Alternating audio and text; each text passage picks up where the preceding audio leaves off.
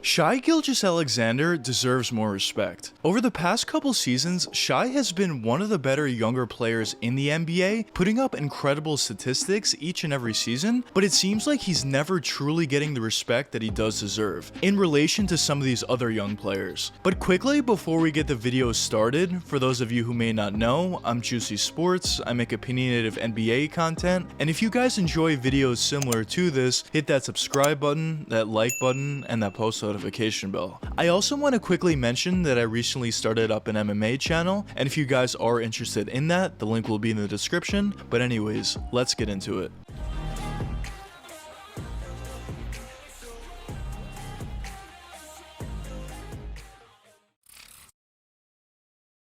Shai Gilgeous Alexander was drafted with the number 11 overall selection all the way back in the 2018 NBA draft by the Los Angeles Clippers. And originally when SGA was being drafted, he was seen as a pretty good point guard prospect, but at the same time, it was somewhat understood that he would be somewhat of a project, similar to a lot of other point guard prospects as well. And that was definitely one of the main reasons for why he went with the number 11 overall selection, but also besides that, not that many people expected him to be as good of a player that he is today back then, or else obviously he would have been a higher overall pick. But early on into SGA's rookie season, he averaged around 10 points per game on 47% shooting from the field, 2.8 rebounds on 3.3 assists on only 26 minutes per game as well. Now those numbers don't necessarily wow all that many people, as those numbers aren't necessarily the most impressive, but you do have to consider that going into the draft, SGA was seen as somewhat of a project, so it definitely was somewhat expected. But at the same time, when SGA actually was playing on the court, besides the numbers, he was definitely showing flashes of what he could potentially be in the future. And due to that fact alone, there definitely was a lot of optimism around SGA's name after his rookie season. But after his rookie season, during that offseason, SGA actually got traded away to the OKC Thunder in a deal that landed the Clippers Paul George. But ever since SGA got traded to the Thunder, it seemed like that was the perfect fit for him. As in his first season with the Thunder, he bumped his numbers up across the board, averaging 19 points per game on 47% shooting from the field, 5.9 rebounds on 3.3 assists, which was certainly a huge breakout season for him, and he was able to do so by obviously A, just feeling more comfortable out there after having a year of NBA experience under his belt,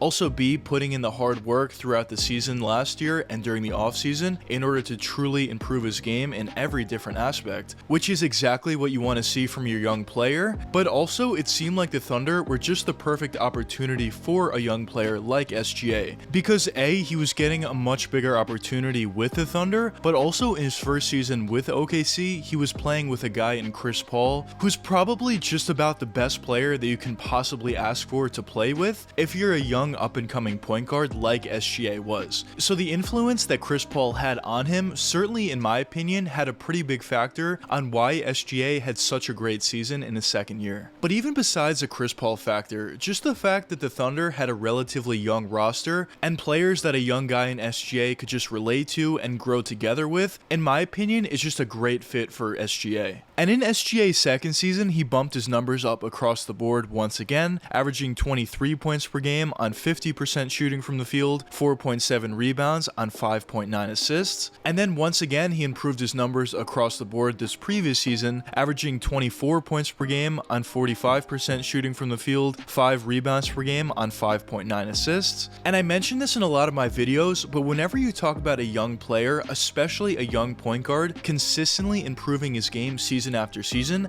that's exactly what you want to look for. And really what that tells you, more so than anything else, is that player is an extremely hard worker. Because maybe one off season he would work on a certain aspect of his game to improve that and try to perfect that, and then the next season he would work on a different aspect of his game, and eventually when you look back in 4 or 5 seasons, now you're talking about a very complete offensive player, or just a very complete player overall. And in my opinion, I definitely think SGA is headed in that direction. And that's basically where SGA is at this point in his career. Just a nice up-and-coming young player that has already shown a ton on the court and has already put up a ton of production throughout his young NBA career. But now let's get into the point of the video, which is why I think SGA SGA deserves more respect out there from the general NBA fan base alongside with the media in comparison to some of his other young counterparts. Now, before we get into it, what do I actually mean when I say he doesn't get the credit that he deserves? Now, I feel like when somebody's asked who's the best players in the NBA under 25 or who are the better young players in the league, the first names that come to mind are Zion Williamson, Ja Morant, Trae Young even, LaMelo Ball, but I feel like nobody really ever talks about Shai Gilgeous Alexander on that list. Now, I'm not saying that SGA is better than guys like Ja Morant or Trae Young at this point, I definitely don't think so,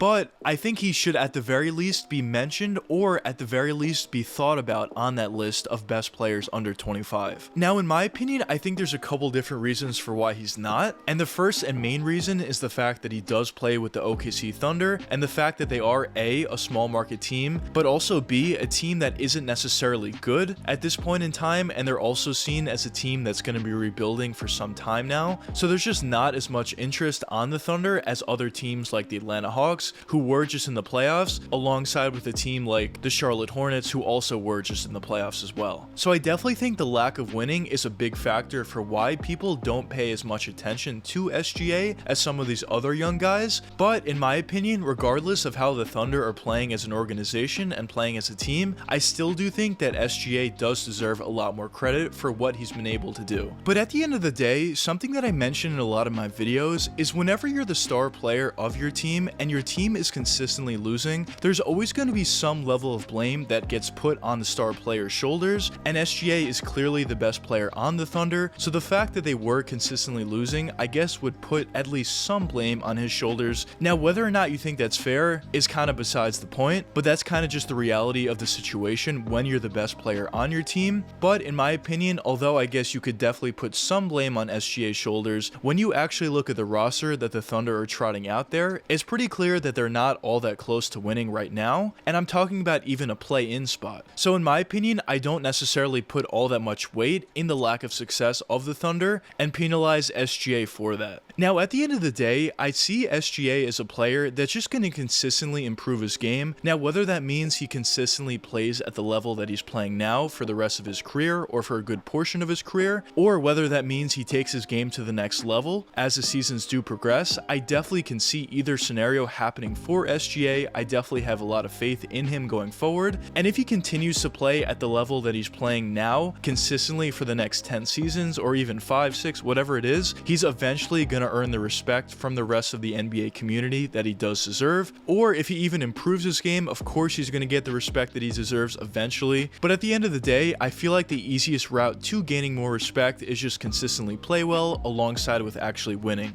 But anyways, let me know what you guys think in the comments. Do you think Shai Gilgeous Alexander deserves more respect than he does get from the general NBA fan base, or do you not think so? But anyways, I hope you guys enjoyed the video, and if you did enjoy it, check one of these two videos popping up now, and until the next time, peace out guys.